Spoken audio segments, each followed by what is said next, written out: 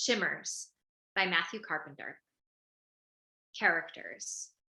Jax recently moved home to a smallish town on the Mississippi. Dana, Jax's mother. Aaron, Jax's brother. Charlie, Aaron's childhood friend. May, Jax's childhood friend. The theater is dark. A slow blue pulse comes alive on the stage, rushing from one end to the other. In it is a figure, a shadow.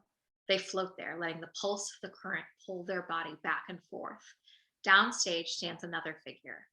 A dim light catches their face like a stranger skulking out of a train tunnel. This is Jax, solemn but eager. It's cold, freezing even. We're standing at the cusp of a memory, one that's not there by choice, but intrusive and present all the time. Dear River, I've mulled over this beginning 100,000 times of how to start our story, yet the answer never comes to me. All I can see is the weight of every life that stands at your bank and wonder how they might save themselves. So I'm writing this as an omission to fate and to simply acting rather than being afraid of taking on change.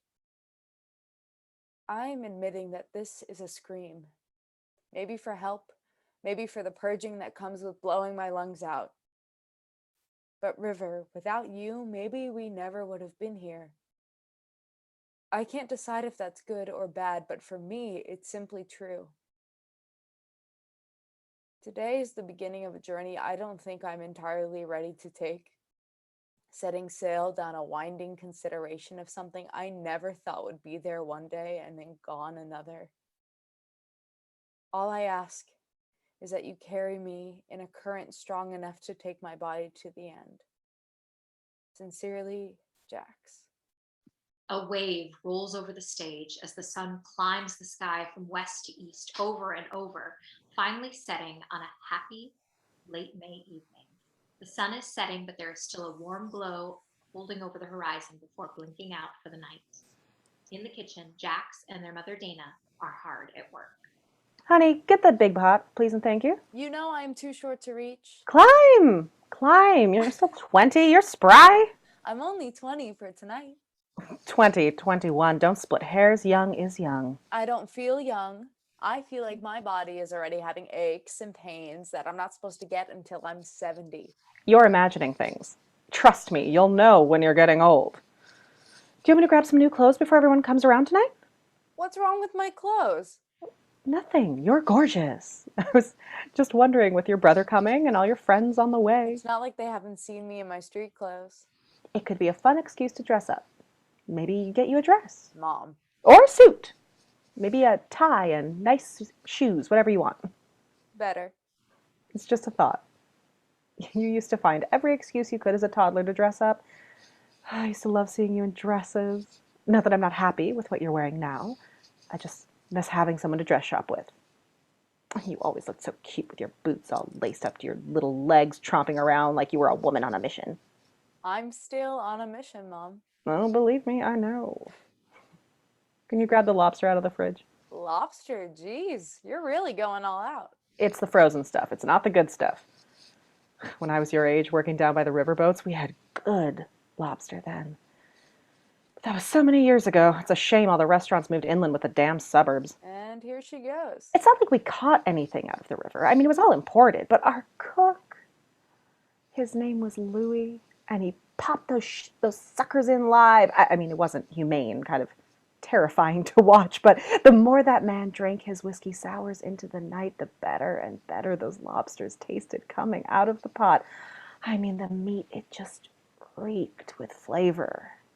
Butter poured out of the cracks like sea foam, so tender I couldn't handle the smell. By the end of the night, the whole staff would wander back into the kitchen asking if he'd just popped one too many lobster tails in the pot, and of course, why wouldn't he? One after another. That's how the night would go on. Lobster, wine, and Louis swaying back and forth over a hot stove like a true artist, whipping his arms from spoon to whisk to ladle to knife, practically in a trance. That man only ever had one goal: to make the best seafood the Mississippi had ever tasted. He was a Louisianan and could not stand to go without the taste of home for a single night, and everyone loved him for it. It's amazing how many times you've told me that story, and still, I don't think I've ever really had real lobster. It would have been a waste on your palate anyhow. You've never really been anywhere there's great food. That's a tragedy, but we're all doing the best we can. And whose fault is it I've never been anywhere with great food? You can't blame me. If I fed you good food while you were young, it would have been torture taking you to all the fast food joints we had to snack at. Oh my gosh, there should be food banks that hand out fresh lobster and steak ribeyes and fancy cheeses that are 100 years old. I feel like it would have given me something to strive for, you know? Good food makes people picky. Maybe it's worth it to try now. If I have any advice for you and your brother, make friends with rich people. They'll spoil the hell out of you. I know they did for me. I think I'm happy with my mediocre friends, Mom. Just some advice from someone with experience. Speaking of, is anyone you know from high school coming home for the summer? Any of your old friends you kept in touch with? No? Not that I know of. Well, that's too bad. Why not? They don't exactly want to come back. Half the point of them going to college was to get out of this town and go somewhere different. I can't imagine that. Leaving family behind? Leaving behind the places you made memories at and lived so much life in? Walking around the country is nice. Hell, walking around the world is even better, but what's the point if you don't compare it to the places you've already been? If your parents found a place charming enough to raise a whole family in, then why not visit it every once in a while to make sure you understand why? I don't think a college summer is so important to other parents, Mom. At least not the ones that leave. I just don't understand it. People who fly to Cancun for the holidays don't find it all that inconvenient to go meet their children where they've gone rather than where they've been. Sounds like luxury to me. Who needs it? Exactly. Jax leans on their mother's shoulder warmly, a moment of mutual soothing. Wine? Oh, please, go ahead. Rosé? Definitely. Pop an extra bottle for your brother. He prefers red, but it's got to breathe if it's going to taste any good. And grab the good crystal. The regular glasses are still in the dishwasher. Jax runs off and re-enters with 2 crystal wine glasses. She then pops a red blend, something around $10 or $15, decidedly defining the upcoming evening as a splurge. The bottle Jax grabs for herself and her mother is a screw-off pink Moscato, the equivalent of Jolly Rancher candied syrup. I've always wanted to use these. What's the point of having nice things if you're not going to use them? Tell me when. Jax pours. Ma, tell me when. I'm watching, I promise. Oh my. See there. That's perfect. If you drink all that, your teeth are going to fall out. Oh, please. I've been drinking this wine longer than you've been alive. Believe me, baby, this is only a taste of what your mother is capable of. Some night we'll go down to tap on the south end of town and we'll get you well acquainted with the mercy of the porcelain gods. Ooh, I'll finally be able to go out to the bars with all of you. Unfortunately, the charm wears off fast if there's any to begin with. But you don't get it. There's nothing else to do here. A person can only go bowling and sit in a movie theater so many times before you start to feel redundant. And the theaters and alleys are all packed full of tweens groping all over each other, slapping their tongues together like they're trying to solve a fucking Rubik's Cube hiding behind their teeth. It's unsettling. Being an adult here is so gross. I feel like I'm intruding on someone's private space all the time. Even when I go on walks, the sidewalk is the forbidden domain of some soccer mom jogging with her baby stroller and prize shih tzu. Aaron walks to the front door, waiting outside for a moment. He's tired. Tired like a man worked to the point of surrender, but left without surrender as an option. He sips whiskey from a flask hidden in his jacket pocket. Is that the door? Aaron enters. His mother runs over to embrace him. They hug for a moment while Jax finishes off their wine in a long gulp. Hello there, handsome. Look at you. I swear your shoulders get wider every time I see you now. Hi, Mom. Oh, your eyes, though, honey. Have you been to the doctor at all lately? I can tell from here they're so dry. And sunken in. Hush. Your brother works hard. There's nothing wrong with that. You should get some sleep, though, honey. It'd be good for you. I'll think about it. Erin crosses over to Jax and gently hits her across the chin as a greeting gesture. Aren't you going to tell me happy birthday? It's not your birthday yet. It's close enough. How's school, genius? It's good. Apparently not good enough to stick around for the summer. My roommate bailed at the end of our lease, so That's unfortunate. I finally picked a major. You gonna stick with it this time? I think so. Political science. Yeah? You gonna help me out? Lower my taxes one day? We opened a bottle of wine for you. It hasn't been out long yet. I know you like the good stuff. I'll give it a minute. Jax pours a second glass. It's not midnight yet. What are you doing with that? Oh, come on, dude. It's not like I haven't been drinking for like years now. You could at least try to fake it around Mom. I will admit I've gotten a little more relaxed about it the second kid around. Being the baby has its perks. Mom, mind if I help you cook? Sure, sweetie. Here, I wanted to make a little side salad for everyone, but I'm guessing there will be 12 or more with your friends coming by later, and some other relatives in town will just swing by to eat and say happy birthday. I want to have leftovers the rest of the week.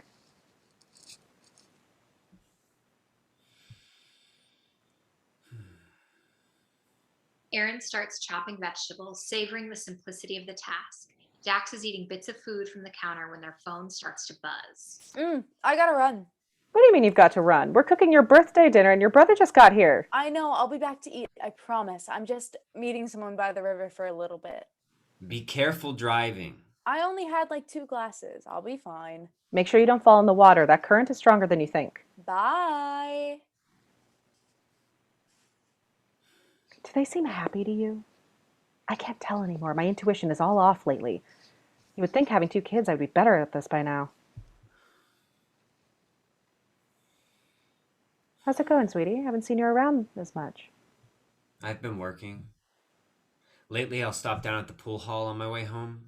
There are a couple guys there I'll play a game or two with, or I'll just watch. Not for very long, though, since I have to be back up in the morning. Just trying to meet people is all. Well, that's no excuse to be away from family for so long. It's been maybe a month since I've seen your face, and you only live a couple of blocks up the road. Maybe I should come visit you sometime. Don't visit me. My neighbors all work night shifts. Unless you want to sip coffee in silence or watch TV together with headphones on. Regardless, we miss you. We worry about you. It's good to see that you're alive and thriving. I'm tired, Mom. That's normal. You're an adult now. You work 2 decent jobs. No, Mom. It's in my bones. I'm tired. I need a break. So take a vacation. I'm hourly. I don't show up, then I don't get paid. If I don't show up long enough, they'll just get someone else to do the job. Are you paying your bills? Barely. You'll figure it out. People always do, and if you need, I can take out a loan and get you some money. No. It's an option if you need it. I'm not trying to worry you. There's just not a lot else I have to talk about. I'm your mom. It's my job to worry about you. Jax re-enters in another room, sneaking a bottle of wine. She stands for a second and eavesdrops. There was one thing. I was thinking I should go to the doctor. Did you get hurt at work?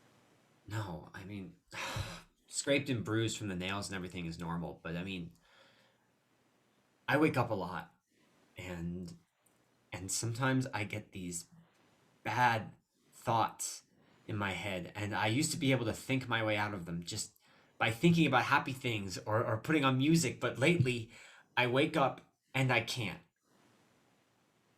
I can't think of anything happy. It's like I see how I need to feel, and I know what's going wrong, but I can't stop it. As if I'm stuck in this room that's getting hotter, and I know if I don't get out, I'll burn up, but there's no way out. I used to know how to get out, but now I just can't seem to get out. Come here, honey. We'll figure it out. Don't you worry. Slow fade out on the kitchen as Jax moves to the lip of the stage. River, there's something that went wrong here. That we all missed even when it was right in front of us. To put it simply, this is an excavation. I am going to dig my hands deep into your bed, pick up your soil, and understand you 1 grain of sand at a time. sifting out all the lies and confusion that distracted me, remembering moments I needed to live in more awake, imagining moments I never got to see. Shimmer. How'd I do? The lights shift to reveal a ring of rocks, a shoreline stretched out with littered trash and abandoned beer bottles. Charlie stands up out of the river. He's soaked and grasping for air as he crawls up the beach. Aaron looks at his watch. 4.5. Oh, exact? Close. What the fuck? It felt longer than that. I saw you cheat, so I cut it in half. You bobbed. What? No, I didn't. You totally did. Like a sideways jellyfish. Oh, fuck. I feel like my lungs are gonna explode. Do you want to go again? Later.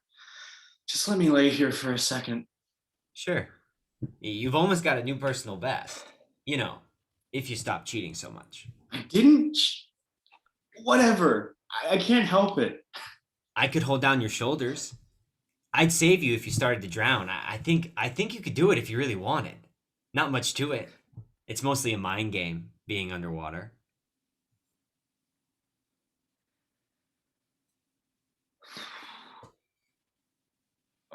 Once, my parents took me to this lake that comes off of the river. It's a place with all these summer houses. There's a rock there that reaches 30 some feet in the air, over the water. People jump off it. I jumped off it. A kid who is probably around 9 years old swam from his parents' boat, climbed up the rock, and jumped off before anyone could stop him. He didn't understand that you need to, jump with your eyes open so you can fall straight and then close them at the last second. He fell forward and slammed into the water like that.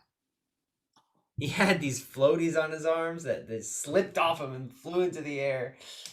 Once someone fished him out, I was the only one light enough to do CPR without breaking his ribs. Oh, this sounds like a stupid kid. Honestly, it reminded me of something you would do. Jump off of a rock like that for fun. Just to feel it. Without thinking about the consequences enough to stop you.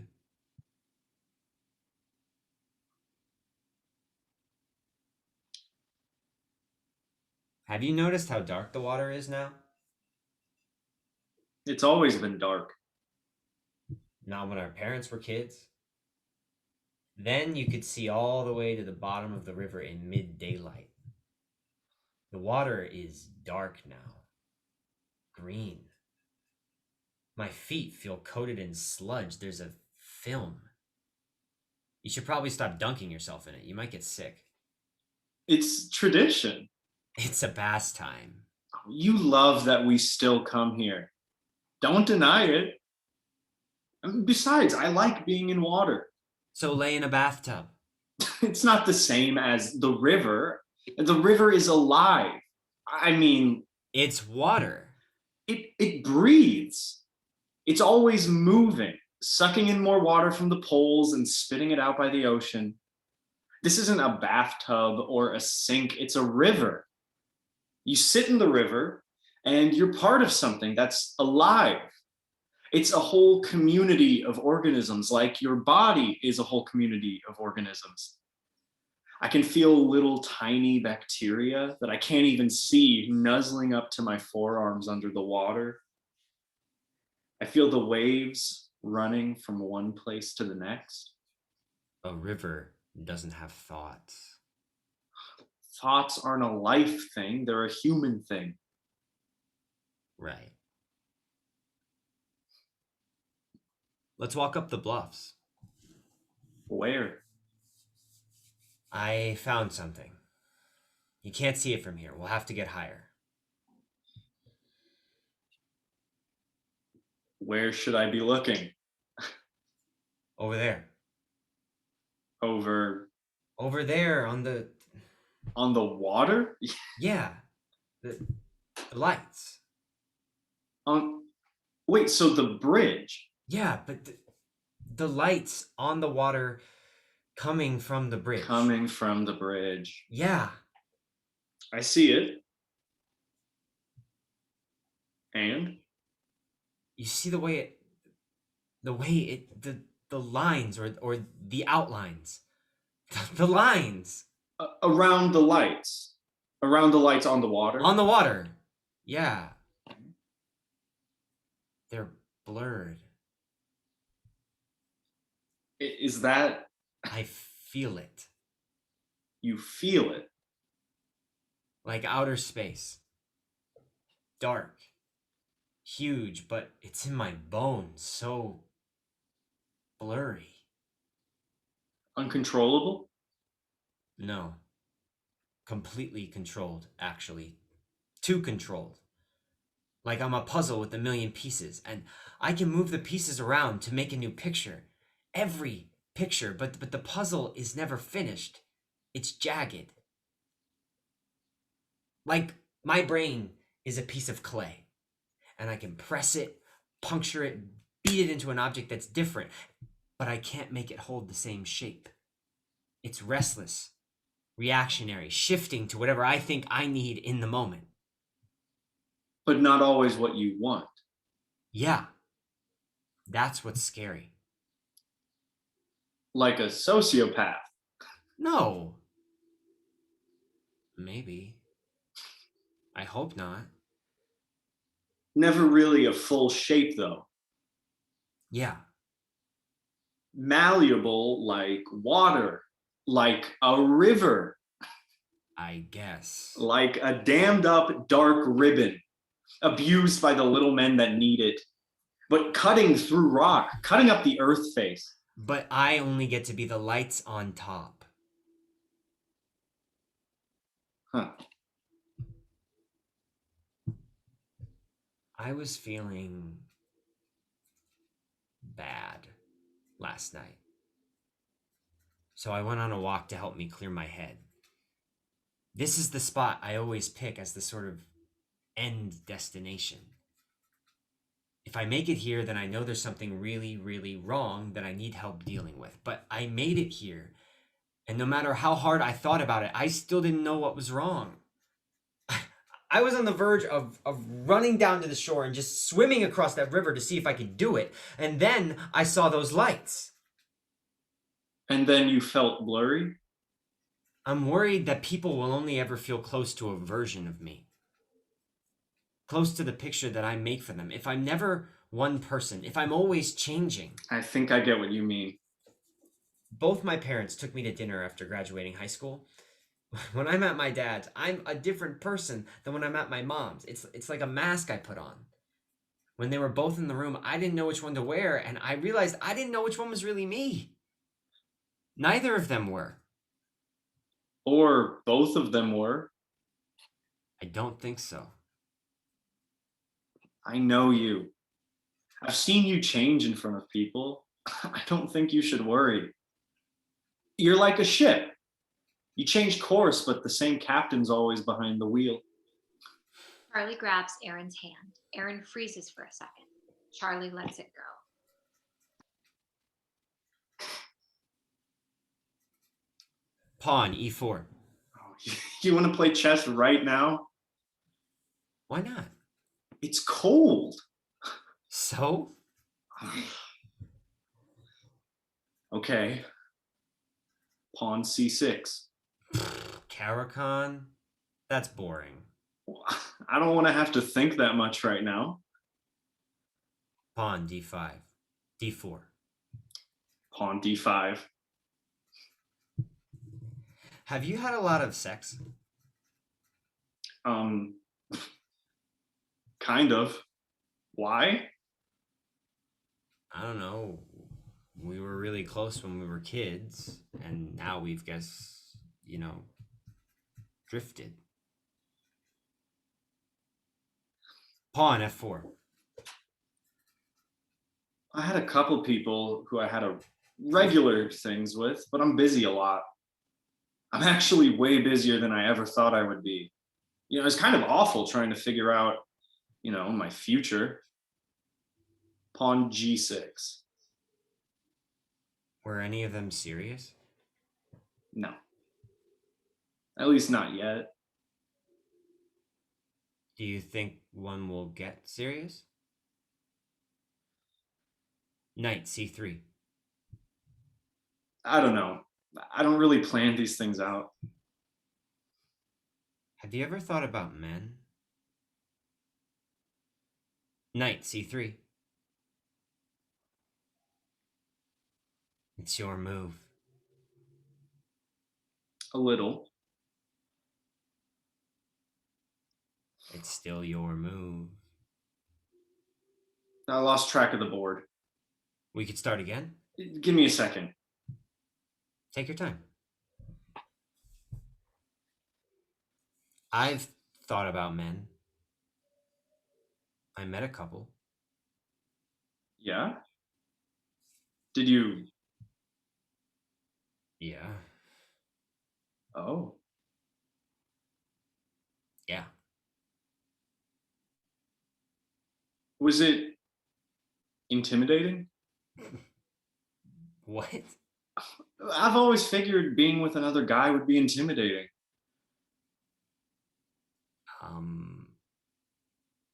At least the first one was. The first time I kissed a boy, I felt like a dam in the back of my head exploded.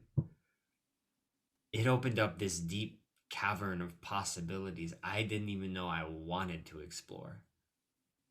And then once I started exploring, it was like that kept happening over and over again.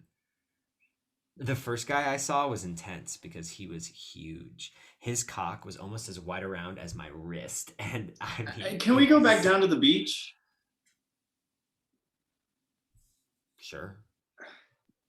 Aaron and Charlie are jumping across rocks.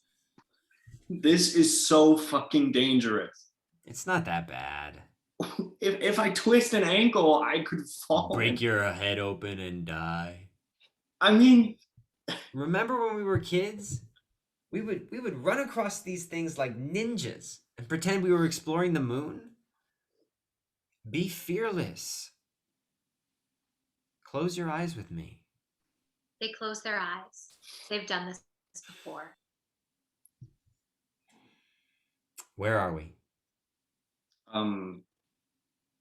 Another planet, Which one? one with waves. Titan? Farther. How much farther? Off in another galaxy. I want to be somewhere we can't recognize. I want to see somewhere never seen or even dreamt of. A world of water with floating islands that bob on the waves. I want to see auroras glistening throughout the day. Auroras so bright at night, the sky looks like it's burning with shades of green and blue fire. Are there other species? You tell me. Yes. The dominant species is still mammals, but they are mostly aquatic. Because of their place underwater, they never needed to develop infrastructure to protect them from the elements. They are the water equivalent of nomads.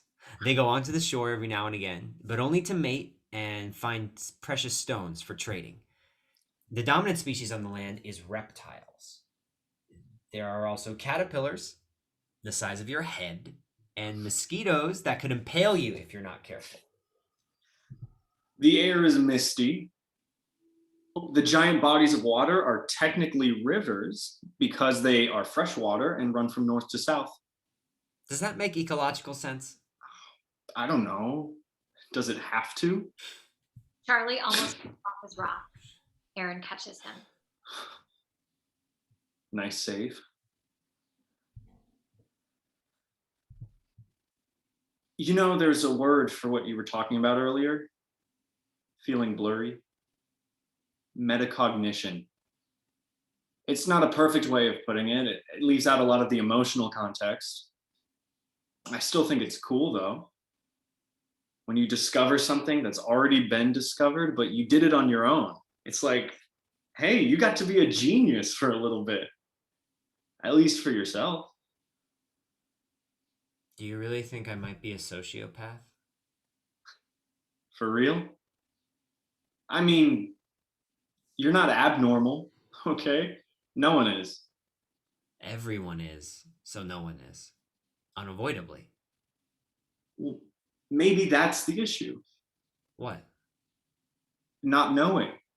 The impossibility of knowing what's in someone else's head. Like, exactly. Everyone's just guessing based on their own. I mean, some people get close.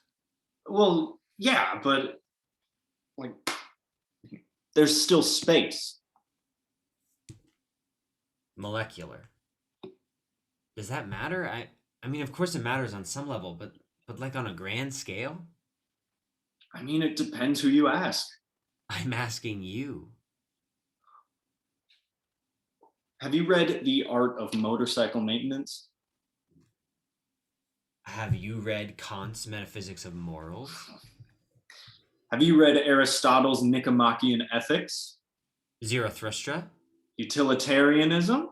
Any Kierkegaard? How about The Underground? Camus? How about Marx and de Sade? Arendt and the Human Condition? De Beauvoir's Ethics of Ambiguity? No, actually. Oh, shit, really? You should totally read it. It's about affirmation ethics, but it still assumes people are the same. What do you think? I think we're all probably made of the same stuff. Matter and energy. Maybe we have trouble thinking about it with our brains, but deep in the building blocks of how we exist, I think we know we're all the same. Similar or the same? Even just one thing. It's a bit pre-Socratic, but it's what I think.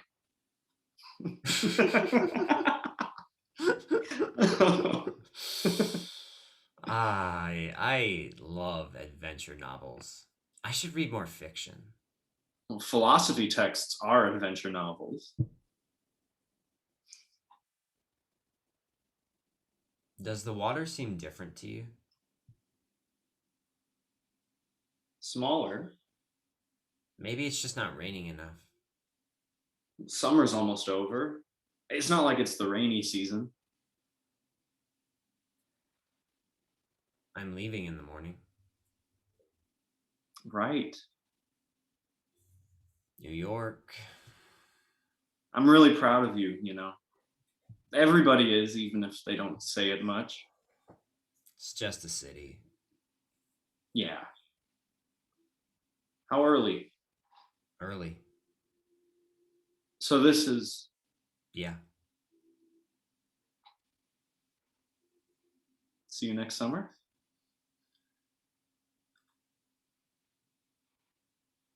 Probably not. The kitchen. Jax is lying on the floor of the kitchen, heaving loud sighs. Aaron enters.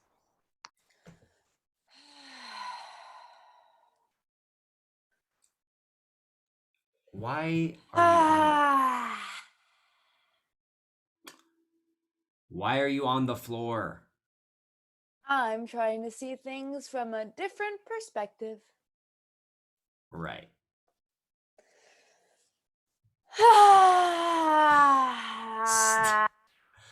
Stop that. You'll get lightheaded. Mom should get a dog. Why would Mom get a dog? She hates dogs. She does not hate dogs. She hates paying for things, and dogs are expensive. I could pay for it. Are you drunk? I'm cozy and annoyed. Am I annoying you? Yes. Wait, I was lying. Come back. Don't you want to know why I'm sighing? Obviously, there's something wrong with me, and you haven't bothered to ask. What gives? What's wrong? I got stood up tonight. Okay. It is not okay. It's sad. I was all ready to have a really cool evening, and then bleh. You can't get people's hopes up like that and then not be there. It gives people whiplash. But like on an emotional level, I felt like my neck got snapped, but it was in my chest. Was this the person you saw on your birthday? Yes? Do you actually want my advice? I don't know. Is it friendly advice or harsh advice? Don't get so attached. People come and go really easily when you get older. That's awful. Yeah, well, No. No, yeah, well, I refuse to think that. I don't want to live like that, so I refuse to accept it. Can I have a hug? sure. But you have to get off the floor. Jax laboriously stands, stumbling a bit. What's that smell? Probably my clothes. It's like a dingy copper smell. And sweat. That is the pungent odor of American manufacturing. Mom, come smell Aaron. He needs new clothes. I don't need new clothes. I'm sorry, sweetie. I've got a cold and my nose is all stuffed up. I couldn't smell anything if my life depended on it. Why are you dressed up? I had a date tonight. Oh my gosh, with who? Wouldn't you like to know? Yes, Mom. Of course I want to know. Tell me about him. Did he buy you dinner? Did he take you on a long car ride and talk to you about the books you like to read or the news this morning? Is he handsome or tall? Oh my gosh, is he older than you? He's younger than me, and he did some of those things. It was a nice evening. I hope it was perfect. No, it wasn't perfect. It didn't have to be perfect. That wasn't the point, because when you get old, sometimes you just need company, really. It was nice to have company. While Dana was speaking, Jax has curled back up on the floor and quickly fallen asleep. Need help getting her in bed? No, it's part of growing up. Everyone should wake up hungover on the floor at least once while they're in college. It'll be good for her. Sorry to just show up here without letting you know. Oh, please. No matter where you live, this place is home. Don't feel bad for coming home.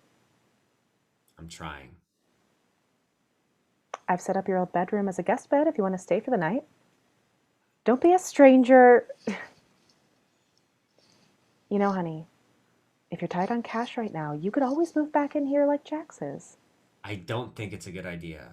It's really no trouble. I actually think it would be good for you to save some money and get back on track. Moving back in with my mom isn't getting back on track. It's embarrassing. Not because of you. I love you, but it's a step backwards. I know, but you need a break. I can handle it. If you say so. The blue current runs across the stage again as Jax walks to the center. Dear River, my brain wraps around the thought of change making us strangers.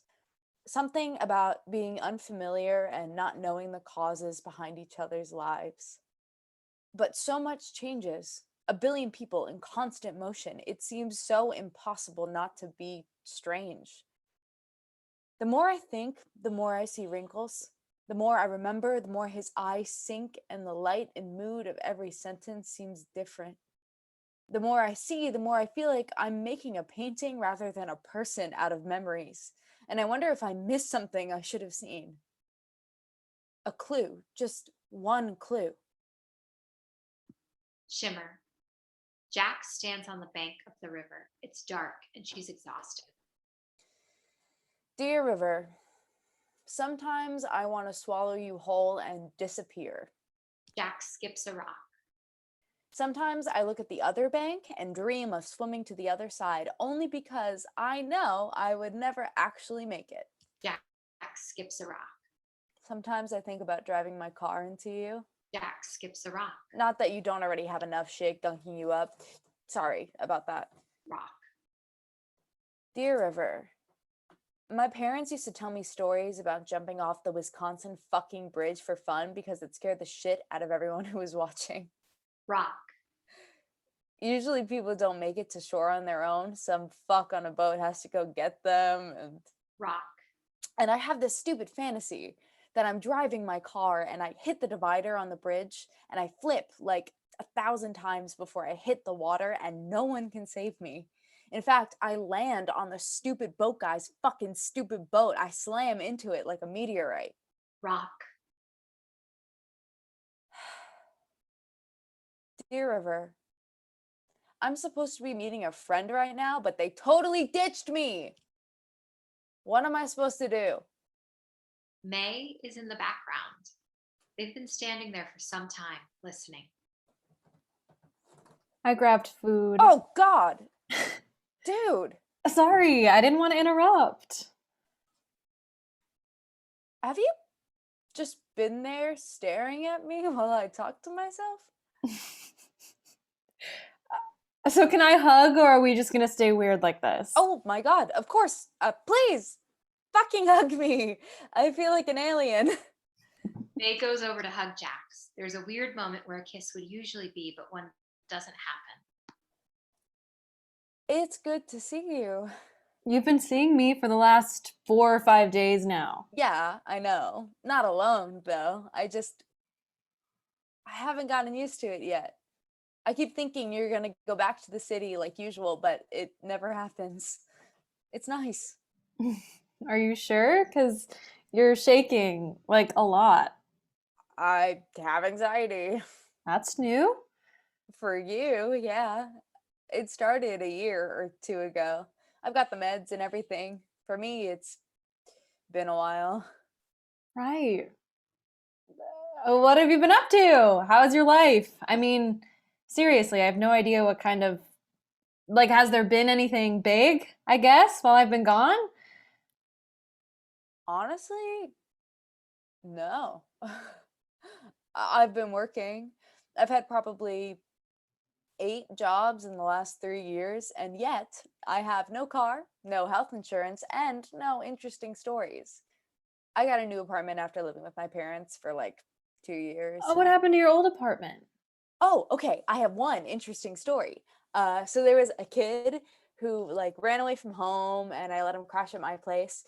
It's not even interesting though, because it lasted like 1 day before the cops showed up and arrested me for having drug paraphernalia.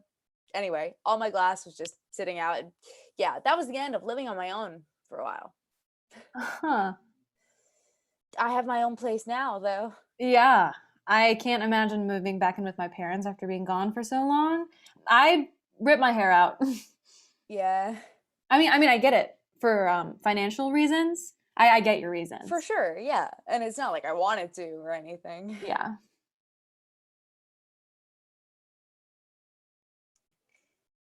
Is this super weird? We're just catching up. It's okay if the conversation stumbles a little bit. It doesn't have to be weird. I still can't get used to you watching me all the time. Usually I do things in a void now. I'm like a super private person. Everything I do just drifts off, but now it's all funneling into your head. Does it bother you? No, it's not a familiar feeling anymore. It's nice. Just seeing you. I'm not used to having you in my eyesight, but I'm getting used to it again. There's a lot more I notice now. Some things I can't tell if they're new or if I just didn't pay as much attention as I thought when we were in high school. You know, glanced over things. Like what? Your eyes. You forgot the color of my eyes? No, I didn't forget the color, but they dart around now all the time, which I thought was new, but I remember it happening before once. I'm sure. You always told me you could find every color of the rainbow in my eyes, depending on the day. Do you remember when you showed up at my house in the middle of the night? You were trying to talk, and nothing was coming out right until you broke down. You told me you kissed some gym teacher you knew He from was an doing charity athletics stuff coach with Charlie. for a camp thing, and he was twice my age and a man.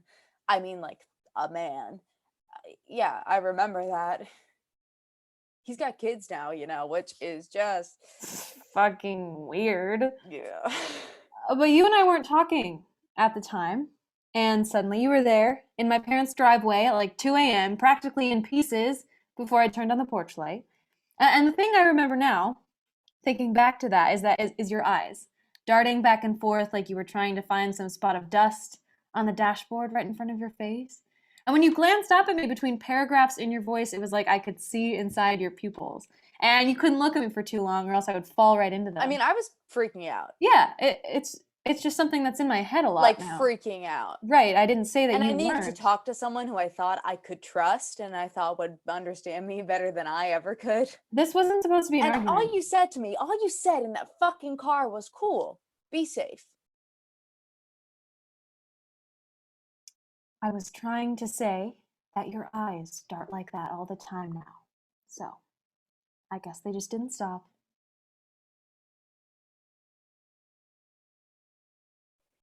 You know, I ended up crying my eyes out on that guy's chest like 3 months later in a gross motel room. Jesus. He wanted to fucking double team me with his wife too. It was gonna be a whole event. May takes out a cigarette, lights it. Okay, that last part was a lie. Great. How do you smoke? Or, not how. More, why? Why do you smoke now? I was at a college party. I realized I hadn't done anything exciting or new for an entire year. So I asked some guy for a cigarette and started smoking right then and there. Because it was something new. And I watched people on TV do it a million times, but I never tried it myself. Satisfied? I always thought you belonged on screen, you know? And it just fits that you, of all people, end up being someone who lights up when they're stressed or bored or drinking coffee outside. A lot of people start smoking. I guess. You know what kept me smoking, though? It reminds me of sex. Yeah? Yeah. At first, when you're learning, you try to do it a lot until it feels kind of right, even though you know there are still plenty of pieces or techniques that you're doing wrong. But it's good enough that you keep going.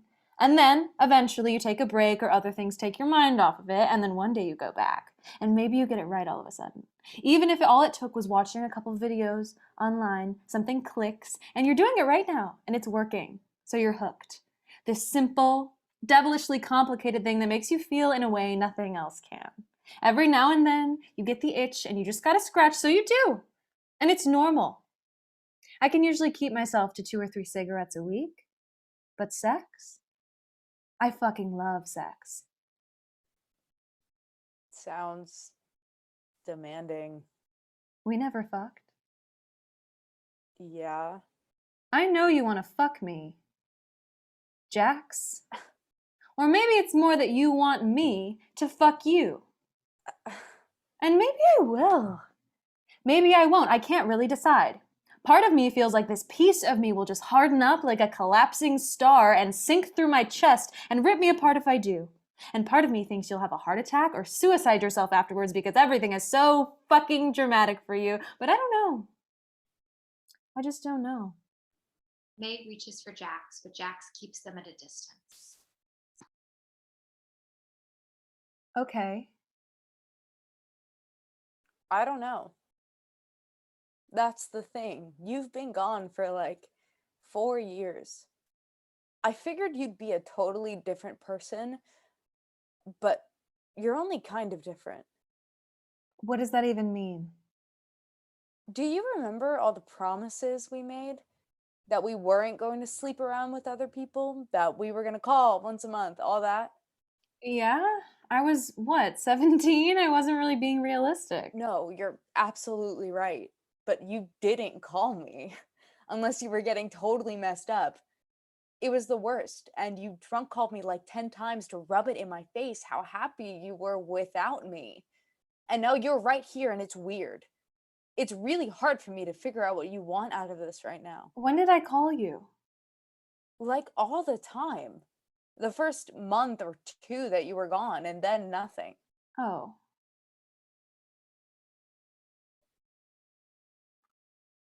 I don't remember that. Yeah, that doesn't make it better. I don't want anything from you. I want to reconnect, but I want it to be real. People are so fake lately, like paper airplanes. They're fun for a second, and then they drop off. But you're real. That's not how people work. Okay. So how do people work? Everybody wants something. People are selfish. That's just how they're wired. I disagree. Well, you're wrong, so. Oh, I fucking hate that. What? Can I tell you a secret? I have these dreams about us. Half of them don't make any sense. Sometimes we're in water, sometimes you're just holding me, but most of the time I feel like you're trying to find me and I can't let myself stay still. Stop. And I'm here now, standing still, because I know it's what I want to do. It's what I want to let myself do because I spent the last 4 years super fucked up on pills and liquor and sex, and I had to disappear somewhere else to realize that this place, this stupid little forgotten city on a river, is a place that makes me happy. I want to rewind and live all those moments over and over again. My best memories, because now I know that I don't have to doubt myself. I can be here, I can be present and not regret it. I want to go back. Can we just go back to where we were then? When? Honestly, if I could pick, the summer after we started dating. When I was 16 and we were stupid happy and didn't even have to think about why we were together. We just wanted to be there so badly. I want to go back there. May tries kissing Jax. Jax tries to kiss back. They really try hard. They're just stuck. You would think such a beautiful place with high bluffs to look off from and running water to wade out on would be full of happier people. May tries taking another sip from the bottle, but it is empty. Want to go to a bar? Yeah.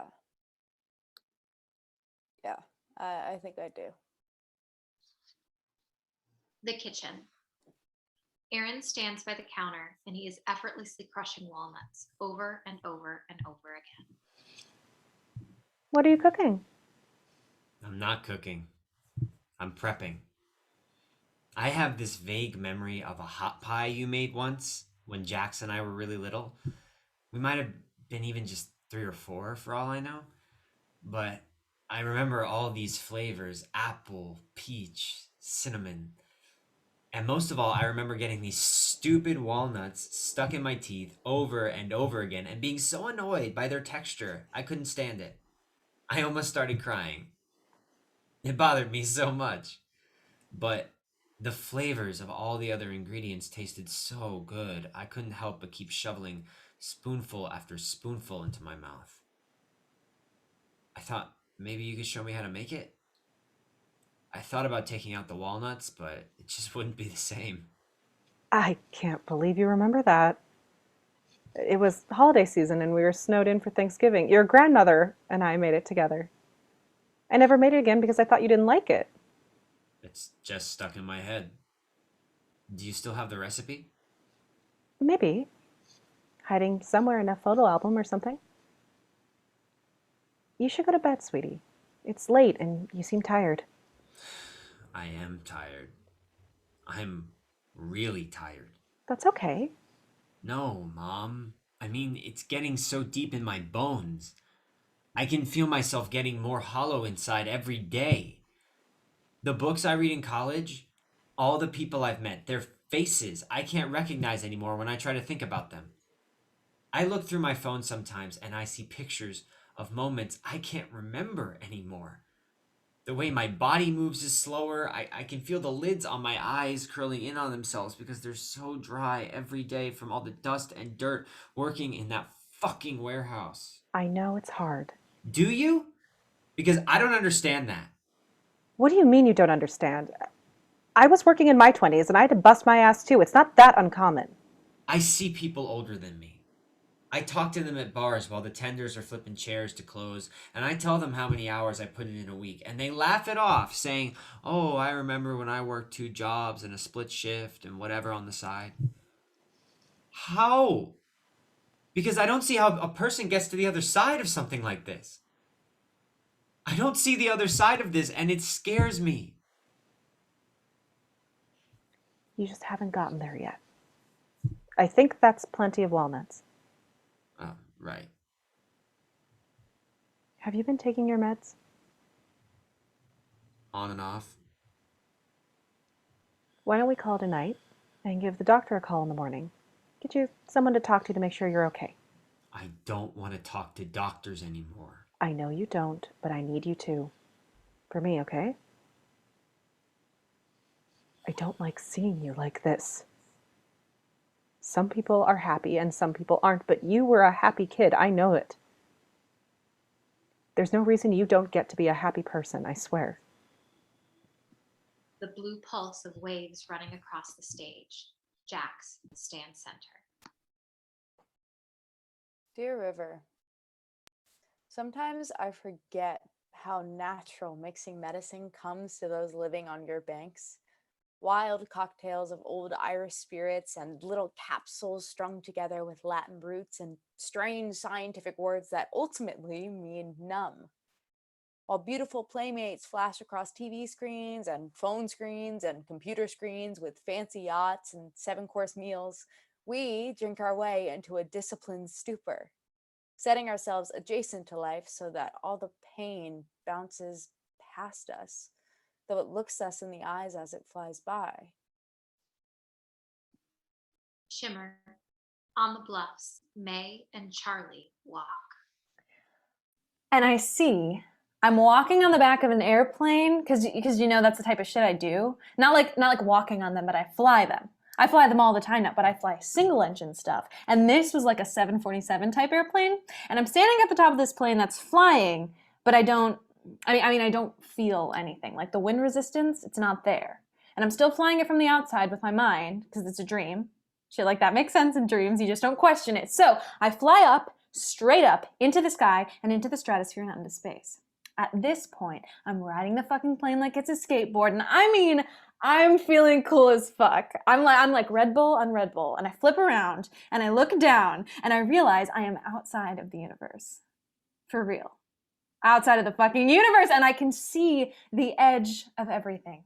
So I'm looking at the light wall, at the edge of everything, and I'm trying to see where Earth is so I can fly back home, but of course, it's hopeless. And of course, no matter what I do, there's just more empty space because suddenly distances are a thing again. And I'm just all alone out there in space, riding this plane.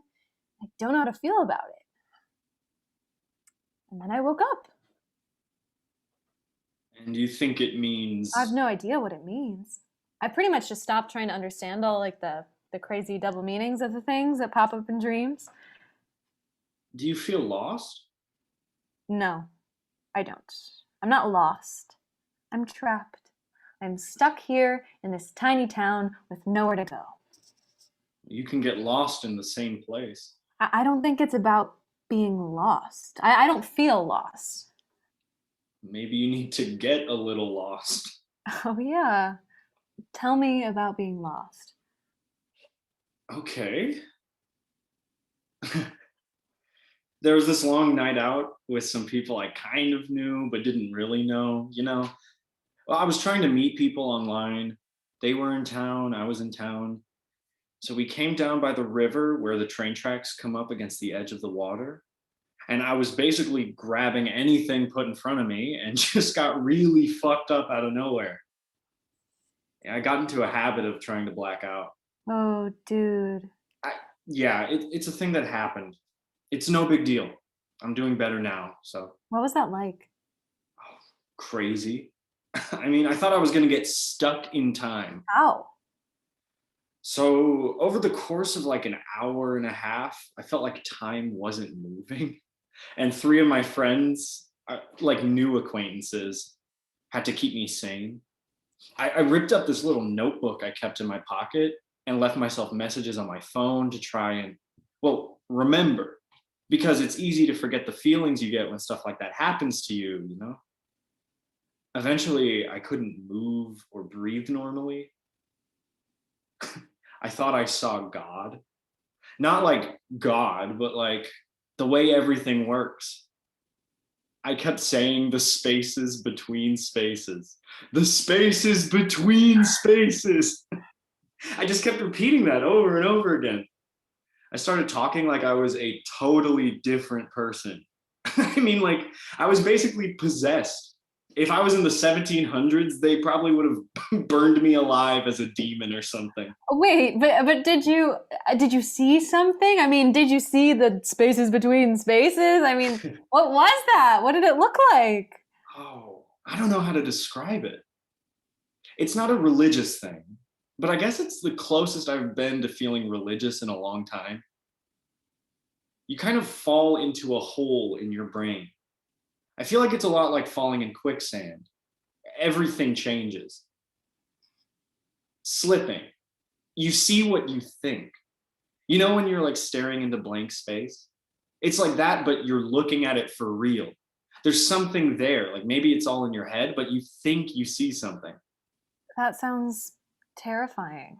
Oh, it was. But I'm weirdly glad it happened though. I mean, it messed me up, but like when you're in it, you touch parts of your brain that you never get to touch ever again. And when life sucks, it's pretty hard not to want to be there, feeling that, living in that all the time. It's addicting because it's like exploring. It's like getting to know yourself all over again. Yeah.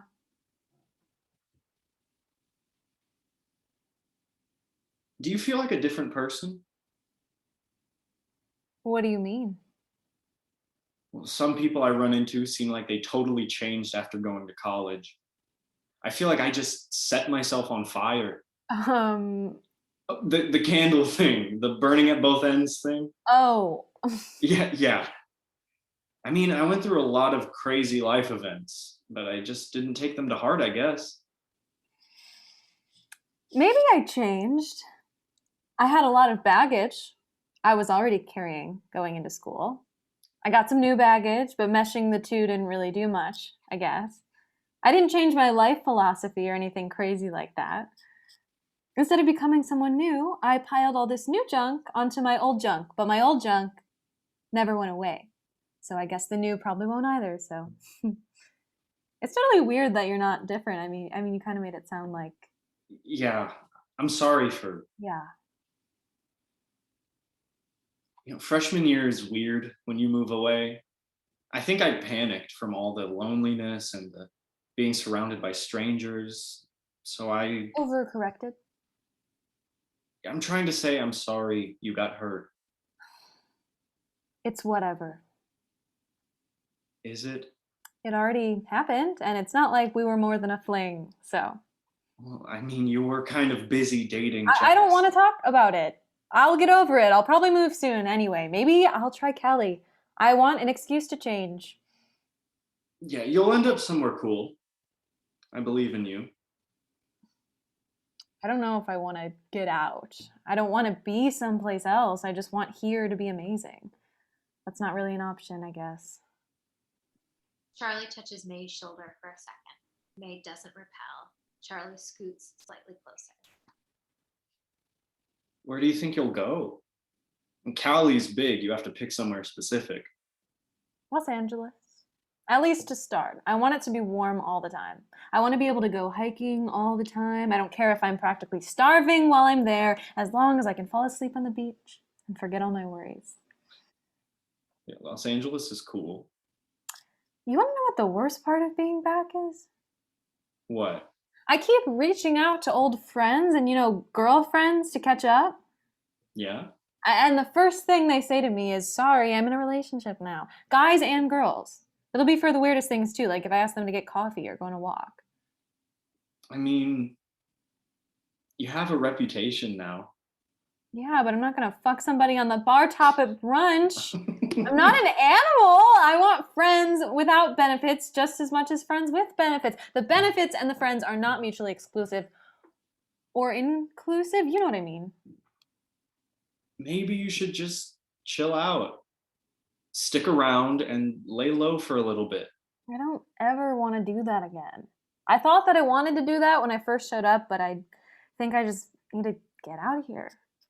Again. Why? I can't chill out. There's so much happening in the world and I'm just suffocating here. How am I supposed to chill out? Well, I mean, most people go for drugs and alcohol abuse. There are kids who are statistically screwed out of having a happy life every day, and nobody does anything about it. We had an awesome childhood. It wasn't perfect, but after meeting you, it was like constant good times. Everybody deserves that. It's not your job to save people from things no one can control. What? Are my ears working right? Are you telling me not to give a shit about people? Is it opposite day? I got bitter. What do you mean you're bitter? I just don't want to work hard right now. I want to devolve. I want to be a fucking 11-year-old again. I want to stay up all night on a shitty basement couch in the dark with like 2 friends playing a dumb video game like it's the most important thing in the entire world. I mean, don't you want to do that? Don't you want life to be that simple? Did you know that I had an older brother? No. Since when? He wasn't actually my older brother, but he was just this guy that rented a room in our house when he went to college. He was like 8 years older than me. Okay. I looked up to him a lot. Even when he was just 20-ish years old, he went around doing these community talks at libraries and things. After going to college, he was like a teacher, but he would float around to every classroom in town. Then one day, he got hurt in a car accident. A guy hydroplaned into him on a fast turn, but my brother was apparently kind of over the middle line anyway, trying to text someone. It wasn't really anyone's fault, or I guess it was both of their faults, but he was bedridden with a bum leg for like months so his back could heal. He was back at my parents' house right above me for most of my senior year of high school. He would play video games all night long, and he would yell at strangers over the internet. He got really mean, and sometimes it felt like nothing in the world mattered to him but these stupid games. Once his headphones broke and he ordered new ones online from someplace in fucking Europe, and so it took over a month for them to show up. And I'd fall asleep every night to fake bullets and crunching sounds of bones and random screams. Eventually I went to college and he healed up, but he didn't go to teach again. He just got a boring job at a hotel desk, making just enough to pay his bills, and every time I came to visit, I would barely see him, and my parents would make side comments that he hasn't moved out, or that he's been on his computer all day, or that he makes too much noise or cusses too much. They never really did anything about it, even though he was paying for the room. He changed jobs a couple times, mostly so he could keep playing with people he knew who were changing jobs a lot too. But even after a while, I think he stopped playing with other people anyway. Once I graduated college, I won this award and got a grant for doing journalism stuff around farming tech and waste efficiency. It was like a Green Earth type project. It wasn't actually a big deal, but it came with a ceremony where I got to present my work and got a big check for like $2,000. He came. And I remember I hadn't seen him for a while because I went abroad to spend the holidays with a friend and skipped out on the family stuff. But he was so much fatter and gross. And it was like I was looking at this whole other person for the first time. And he walked up to me and said, "You did it." He was talking about getting my name on this plaque that had all the winners for each year on it.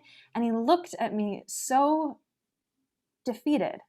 And I think he's a little drunk off the table drinks. And he says, I feel like I just haven't done anything. And all I can think of is all that time he spent behind that stupid computer and all the love I used to have for him. And I say to this stranger who's basically erased one of my role models from the face of the planet, and I say, yeah, because you haven't. And I see it just stick there in front of him. And he doesn't say anything. The rest of the night is fine. And they leave the next day. So no, I don't want to play a fucking video game. I don't want to do something simple. Honestly, I want someone to give me the hardest fucking task in the entire world and just leave me to solve it all by myself like some mad fucking scientist freak of nature. I hate listening to you speak sometimes. You're a good voice of reason. I hate that. How's applying for your PhD going? Oh, bad. I can't afford a tutor for the GRE, and even if I could, I would have no time to talk to them. It's not fair. Yeah. I wrote a poem about you. You wrote me a poem? Yeah, I wrote probably something like 100 poems, maybe 1,000. I don't remember. All the words blurred together eventually. But this one thing I like, this poem, it's like a red door on a blue house. It's like a lighter in the middle of a stage. It's like a ring on a homeless person's finger. It stands out from the background and I can't get it out of my head. Okay. Bring it out. I don't want to read it for you. It's not meant for you. You are such a problem child sometimes. You have all this talent, and don't tell me you don't, because I remember it. You have all this talent, and now it's locked up in a box you've buried in that pit of self-consciousness in your stomach. I swear I will reach my hand down your throat like a good friend that loves you and pull out all that fucking beautiful crap into the world, kicking, screaming, and covered in bile if I have to. Please don't do that. Oh, look, give me a better option, because that's where we are now. You are not happy. It's sad, and I cannot stand watching it. I'm not happy. You're right. Oh, I know. But I can stand myself right now. I can stand being alive and doing the day-to-day things that it takes to stay that way. And in my book, that's pretty good, at least for now. I appreciate the attempt at kicking my life into gear for me, or whatever this is supposed to be, but I'd rather just take even just a month to be a worthless nobody.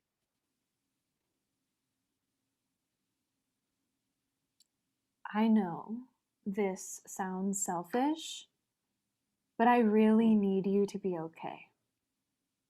You don't need to be perfect. You don't need to feel like things are amazing, but I really need someone to be okay so I can talk. I never talk anymore, not to anyone. I have all these thoughts and feelings that just sit in the back of my head and feel this. May puts their head in Charlie's hands. Isn't it heavier than it used to be? Isn't that crazy? Your hair is soft. Last night, I couldn't sleep. Every time I got close to being asleep, I just felt little bugs, like those house millipedes, the ones that eat spiders. They zipped across my legs like a fucking freeway, and every time I threw the covers off and squirmed until I could get a light on, and I would look down, and nothing was there. Not one thing. Not even leftover guts or some crumbs, just empty sheets like always. And I sit sometimes, and I imagine the sounds of the fucking train in the city rumbling over my head and feel the thick air and how hard it is to breathe, and I hate the city. No, it's not the city, it's me. There's shit in my head. It started as a virus and now it's just rot. I'm feeling more and more like my head is falling out of my fucking nose every day, so please be okay. Just enough so I have one friend in the world that I can say something dumb and sad to and not feel like you're going to ship me off to a therapist I can't afford. I'm okay. You're not making things. You're a handsy person, and yes, I mean that in a lot of ways, but particularly, you make things. You build things, you write things. And right now, you're not doing those things. What do you want me to make? I don't know. Muse. Once upon a time, I had a dream. I was in a natural spring, a perfect pool of water, in a hole scooped out of a mountainside like ice cream from a pitcher. Dozens of people I knew were there, just waiting around, wasting time. And then there was this big tall rock that people were jumping off of. One after another, people jumped, and I didn't care. And then there was you. And you reared up and jumped higher than anyone else and made a huge splash. And for a second, all I could see was water. And then I saw your swimsuit was floating away off to the side, and you came up out of the water. I braced myself to see you naked for the first time since we were kids. And when the water settled down and I saw you, your chest was flat and you had a little cock between your legs. And something about it made me feel so comforted. That's not writing. That's a memory. What do you know about writing? Nothing. But I need you, dude. I've got scars no one else gets. How about this? I stick around here for a while. We get a place. We'll beat our heads against the walls all day, trying to get our lives together, and then we'll spend the night binging TV shows and drinking ourselves stupid together. I'd like that. The kitchen. A figure fumbles in the dark, eventually turning on a light to reveal Jack. She walks towards the door. As they open it, a body pushes from the other side. It is Aaron, flask in hand, swaying. Hey. You gotta hide me. You've gotta hide me. Are you? Jesus, you are fucking bleeding. I need a place to hide, like a closet or a cellar or something, somewhere tight and Whoa, quiet. hey, And you Hey, gotta stop, have somewhere stop. to hide I'm me. not hiding you. You're in Mom's house. I'm not hiding you anywhere. Who's down there? It's Aaron. Don't come out here. Why? Just don't, okay? Aaron? I'm so sorry. I didn't mean to, or I didn't think that you would. Oh fuck! I'm sorry. Breathe. Why are you bleeding? Let me get the first aid kit. Here, let me get you I don't know, a towel. Just sit here for a second. Wait, no, don't sit. You're gonna get blood on everything. Oh, it's fine. What the? I'll clean it up fuck later. did you do? Sits on the floor, tries to take a swig from the flask, but it's empty. I hit a guy. You what? Oh no, buddy. It was He really beat the shit out of you. no, actually, no. Dana re-enters with a towel and some hydrogen peroxide. Mom, he got in a fight. Wait, what? Really? You? Where? By the river. You ran all the way from the river? Yeah. Do you want some water? Why didn't you go home to your apartment? I can't. They know where I live. Well, if it's just one guy. It's like 6 guys. What? Oh, fuck. Dana checks out the window and closes the blinds. I didn't know what to do. They chased me so long. I didn't know where else to go. I thought Mom could help me. Me? No, like emotionally. What did you do to them? I told you, I hit the guy. Dana grabs Aaron's wrist and holds up his hand. It is bloodied, nearly to the knuckle. This is not just hitting a guy. Okay. I beat the shit out of a guy. I beat him till I couldn't recognize his face because he wasn't himself. He wasn't anyone I knew anymore. He was a stranger and I couldn't handle looking at him, so I said I would give him a cigarette, and we walked outside and we looked at the rain, and when he turned towards me, he looked just barely the way I thought he would when he first saw me again, and it only made me more angry, so I hit him. I wrestled him to the ground and I punched him across the face until I couldn't recognize him. Fuck. I didn't know you could cut up someone's face like that. My hands, how do they cut? I know bones are sharp, but the skin on his face, it opened up like a flower bud. Who was with him? I don't know. I didn't care. New people, friends from college. He made me feel like I was a tourist attraction, like a historical landmark, a nobody. Jax picks up Aaron by the arm. Come on, we need to clean him up. Can I stay here tonight? On the couch? I'll think about it. Then Aaron exit into the bathroom. Jax stands for a moment and looks at the blood on the ground. The blue pulse of the waves runs from one end of the stage to the other.